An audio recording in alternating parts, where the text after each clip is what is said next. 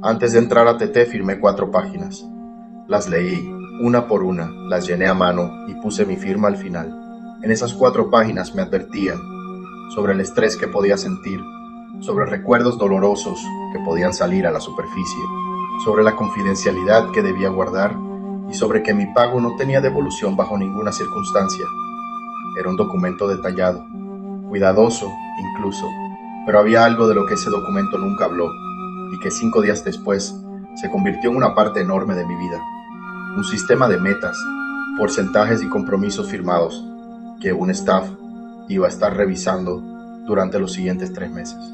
Ese documento se llama Proyecto de Expansión. Hoy te voy a mostrar los 3 documentos reales, tal como los recibí, y vamos a leerlos juntos. Antes de entrar a cualquier análisis, quiero ser justo con lo que sí decía este documento, porque si solo muestro lo que faltó, sin reconocer lo que sí estaba escrito, el análisis deja de ser honesto.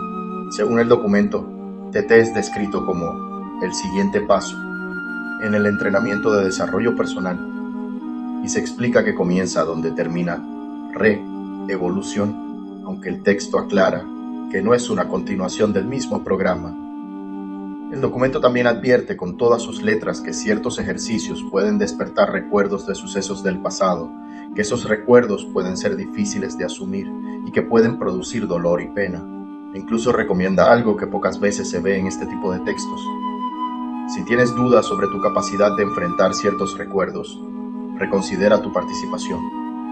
También aclara, de forma explícita, que TT no es psicoterapia, ni terapia clínica, ni terapia de grupo, y que los coaches no son expertos en salud mental. Si alguien cree que necesita tratamiento psicoterapéutico, el propio documento recomienda no tomar el entrenamiento y buscar a un profesional. Todo eso está ahí. Y en mi experiencia, en su momento, leer esas advertencias me dio una sensación de seriedad. Pensé que estaba entrando a algo bien estructurado, con reglas claras, con límites explicados. Por eso, cuando empiezo a comparar este documento con lo que vino después, no lo hago desde la sorpresa de alguien que nunca leyó nada. Lo hago desde alguien que sí leyó, que sí firmó y que aún así se encontró con algo que el documento nunca mencionó. Porque en esas mismas 4 páginas también se explica algo menos evidente.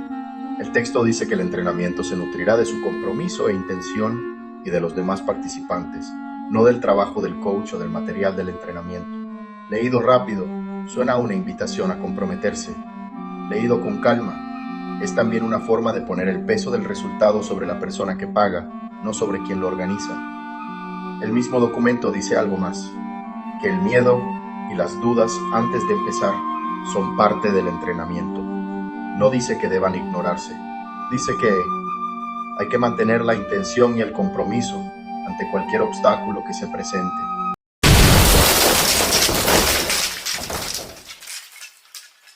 Para mí, esto plantea una pregunta que no tiene una respuesta obvia. Si el miedo se explica de antemano como parte del proceso, ¿en qué momento ese miedo deja de ser una señal de alerta legítima y se convierte en algo que se supone debes atravesar sin cuestionarlo? No tengo la respuesta, pero es la pregunta que me acompañó mientras volví a leer este documento para hacer este video. Y también estaba la tarea. Antes de llegar al primer día, había que responder 14 preguntas y firmarlas. Según el documento, había que describir las relaciones personales más importantes desde la niñez, anotar el nombre de los hijos y su edad, anotar con quién vives y qué relación tienes con esa persona, describir tus prácticas religiosas, tu ocupación, tu formación académica, las organizaciones a las que perteneces o has pertenecido, tu estado de salud actual, todos los medicamentos que hayas tomado en los últimos 6 meses, recetados o no, y los síntomas que trataban. Había que decir si estabas embarazada, porque en ese caso no podías participar. Había que describir tu propia apariencia física. Y había que contar, preferentemente de la niñez, 3 sucesos que más influyeron en tus creencias sobre ti mismo, sobre la gente, sobre el mundo.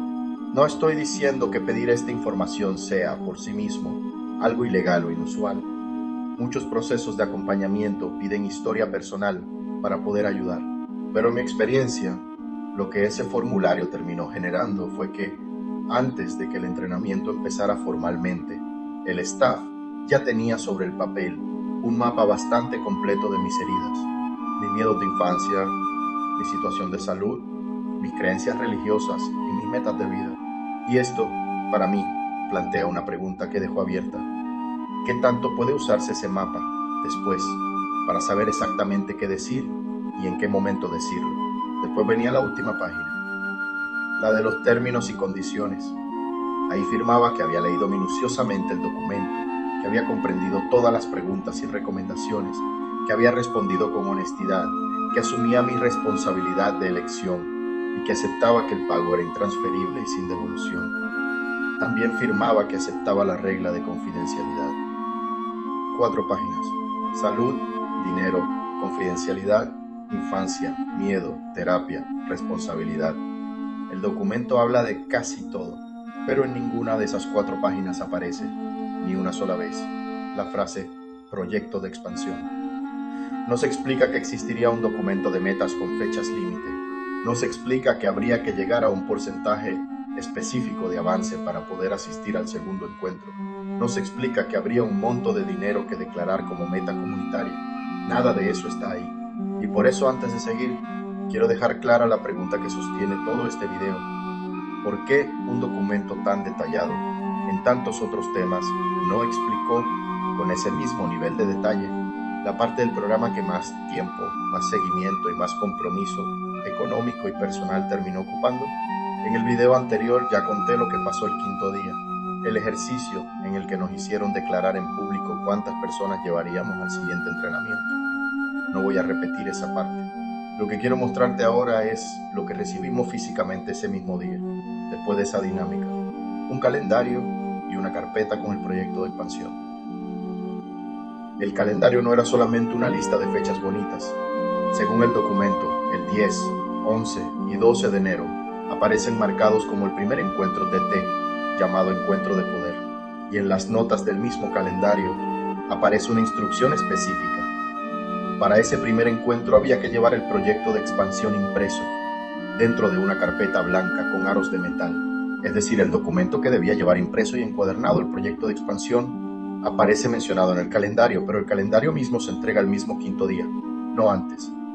El calendario indica que el 19 de enero habría un primer chequeo del proyecto de expansión. Después, la página de febrero muestra algo todavía más específico. Una nota que dice, textualmente, que para el segundo encuentro se requiere estar al 85% en todo el P. Y unos días antes del tercer encuentro, marcado como graduación, aparece un bloque específico. Proyecto de expansión al 100%, con hora exacta. Hay algo más en esa misma página que no quiero pasar por alto. Una de las notas conecta directamente el cierre del proceso personal con la siguiente generación de re-evolución, diciendo que ese es el lugar para tu gente.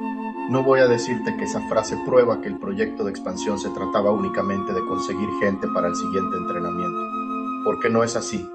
El documento también habla de metas familiares, espirituales y personales, pero sí es una frase que aparece escrita en el mismo calendario que marca los porcentajes de cumplimiento y que conecta el avance personal con traer más participantes. Finalmente, el calendario marca el 28 de febrero como el tercer encuentro TT, con la palabra graduación junto a la fecha. Pero el calendario solo mostraba las fechas.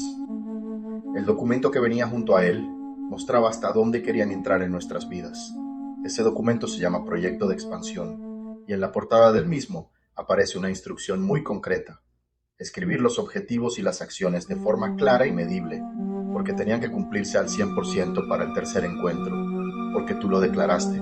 Antes de cualquier meta, el documento pide llenar un espacio llamado contrato y otro llamado estiramiento. Ahí no se pide una meta cualquiera, se pide describir un movimiento de identidad, de una versión de ti que no te gusta, hacia una versión que aspiras a ser. Quiero hablarte ahora de las metas, pero agrupándolas, porque si las leo una por una, este video se vuelve una lista y no una historia.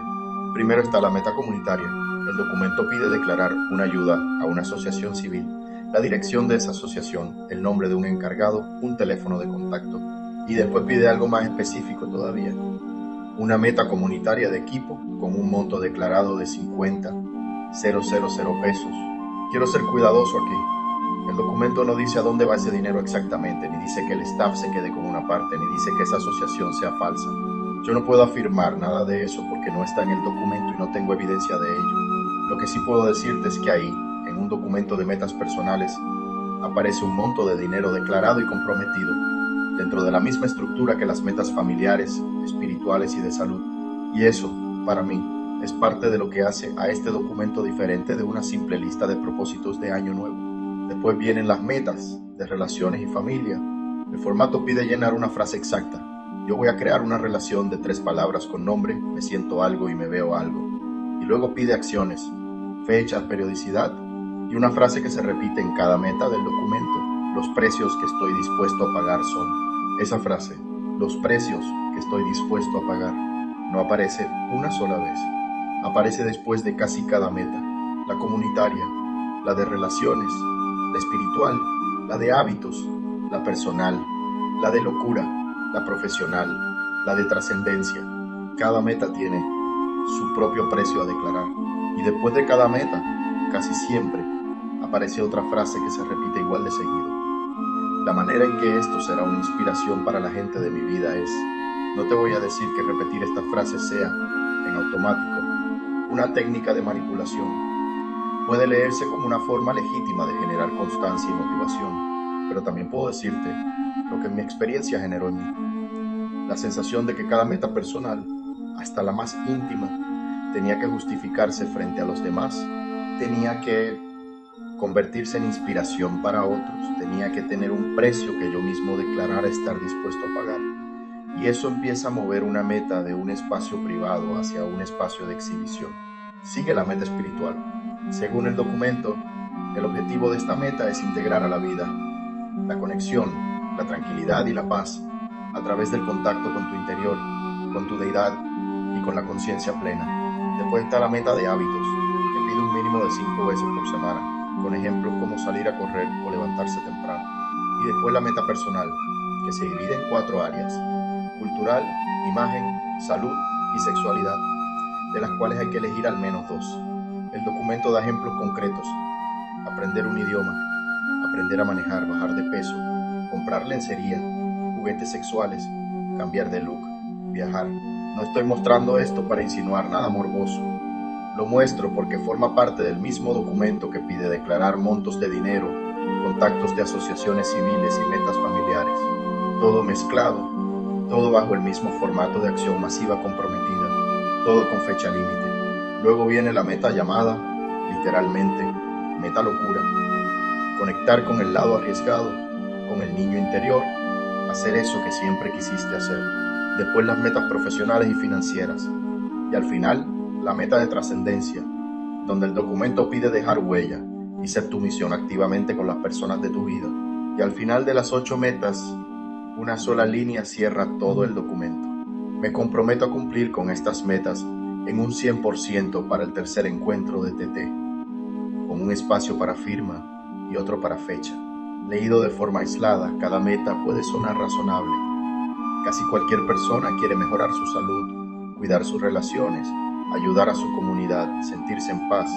Mi crítica no está en el contenido de esas metas, está en la estructura que las envuelve. Todo tenía que ser medible, todo tenía fecha y periodicidad, todo tenía que declararse con un precio a pagar, todo tenía que llegar al 100%, todo estaba firmado y todo iba a ser revisado por alguien más. Para mí, esto plantea una pregunta que no puedo responder por ti. ¿Qué ocurre cuando una meta personal deja de ser una decisión privada y se convierte en una obligación supervisada por un grupo? ¿Qué pasa cuando no cumplir una meta ya no se interpreta como haber cambiado de opinión, sino como una falta de compromiso? ¿Qué tan libre sigue siendo una meta cuando primero te hacen declararla frente a otros y después te la preguntan constantemente? Y aquí es donde tengo que hablarte, ya sin documento en pantalla, de lo que viví yo. Durante los meses posteriores al 5.º día, el staff preguntaba constantemente cómo iba mi proyecto de expansión, preguntaba qué porcentaje llevaba, preguntaba qué acciones había hecho y sobre todo preguntaba cómo iba con las personas que había declarado que enrolaría para el siguiente re-evolución. No te voy a inventar frases textuales que no recuerde con exactitud, pero sí puedo describirte la dinámica, porque esa la viví con claridad. Habíamos declarado nuestras metas en público. Después nos las preguntaban una y otra vez en llamadas, en citas de coaching, en los chequeos marcados en el calendario. Y con el tiempo, no cumplir una meta dejó de sentirse como una decisión personal y empezó a sentirse como estar fallándole a un equipo que confiaba en ti. No voy a llamar a esto lavado de cerebro, porque no soy quien para diagnosticar procesos psicológicos. Pero sí puedo decirte, desde mi experiencia, que la combinación de declaración pública, seguimiento constante, metas cuantificadas y miedo a decepcionar a un grupo es una combinación que hace muy difícil retractarse. No porque alguien te lo prohíba directamente, sino porque el peso social de haberlo declarado ya está puesto sobre ti. Ahora quiero poner los dos documentos uno junto al otro, porque ahí es donde está el corazón de este video. Antes de entrar a TT firmé un documento que hablaba de pago completo, de confidencialidad, de responsabilidad individual, de información personal profunda y de riesgos emocionales. 5 días después, ya adentro, recibí otro documento que hablaba de metas medibles, de porcentajes de avance, de un monto económico declarado, de seguimiento constante, de un compromiso firmado al 100% y de actividades conectadas con la siguiente generación del entrenamiento. No voy a decirte que nada de eso fuera crecimiento personal, porque sería mentirte. Podían existir al mismo tiempo metas personales reales y un sistema que utilizaba esas mismas metas para mantenernos comprometidos, supervisados y trabajando también en la continuidad del propio entrenamiento. Yo no estoy mostrando estos documentos para decirte que nunca debes fijarte metas, ayudar a una asociación o intentar mejorar tus relaciones. Los estoy mostrando porque, para mí, una meta personal debería seguir perteneciendo a la persona que la tiene. Debería poder modificarla, abandonarla o simplemente reconocer que ya no la quiere, sin que un grupo entero convierta esa decisión en una falla de compromiso. Yo firmé 4 páginas pensando que estaba comprando un entrenamiento de desarrollo personal. 5 días después, con una carpeta blanca de aros de metal en las manos, entendí que también había entrado en un sistema de expansión que iba a seguir midiéndome durante meses. Y con eso te dejo la pregunta con la que cierro este video. Si tenías que declarar metas en público, cumplirlas en porcentajes exactos, y una parte de ese cumplimiento estaba conectada con llevar más gente al siguiente entrenamiento. ¿Éramos realmente solo alumnos? O también, sin que nadie lo dijera así, estábamos siendo la mano de obra no remunerada de la propia expansión del programa.